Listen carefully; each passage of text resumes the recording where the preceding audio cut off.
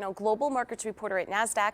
Joining me at the market site in Times Square, we have Kevin Mann. He's a chief investment officer with Smart Trust Unit Investment Trust with an update on his 2019 outlook. It's slowing, but we are still growing. Kevin, it's great to have you with me. It's always great to be here. As always, and earnings and economic growth, it might not be as spectacular as 2018, but there still is growth. Absolutely. I don't think we're going to get back to where we were during the second and third quarters of 2018, where we saw GDP grow by more than 3.5% and where we saw year-over-year earnings growth over 20%.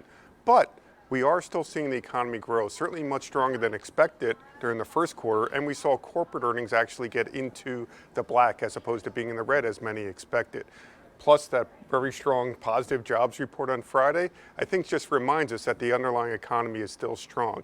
And if the Fed remains as dovish as we anticipate, that should be constructive for stocks, Jill. Do you think that the slowdown might create a challenging yield environment, though? Oh, absolutely. Right now we have the 10-year yielding about 2%, the S&P 500 index yielding about 1.94.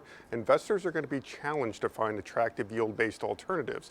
That's where different investment solutions that invest in areas such as REITs, MLPs, and even dividend-paying equities can be helpful.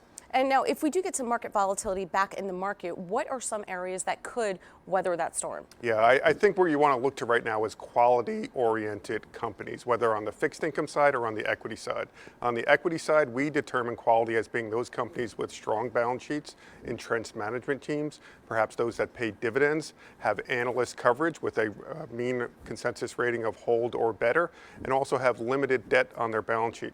On the fixed income side, you're going to want to stay with strong credit ratings, investment grade quality, primarily in the U.S. Some blend of quality dividend-paying equities and quality fixed income in those areas I just highlighted should be able to weather that storm well. Now, back in the equity space, are there sectors that could outperform versus others? Yeah, I think you have to be very selective on the sector side. I think there's a number of opportunities that exist from an M&A perspective. One such opportunities, and we've spoken about it before, is on the biotech front. We've seen a large number of announced deals already in 2019. We anticipate that increasing in the months and years ahead.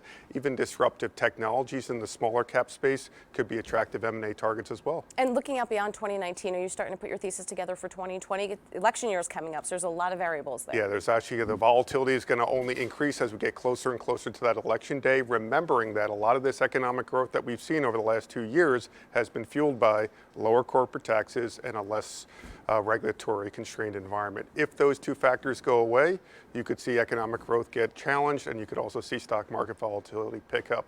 But you don't want to sit on the sideline for the next 2 years anticipating that volatility year up. All right, Kevin, as always, thank you so much for joining us. My pleasure, Jill. And thank you for joining me on Trade Talks. I'm Jill Malandrino, Global Markets Reporter at Nasdaq.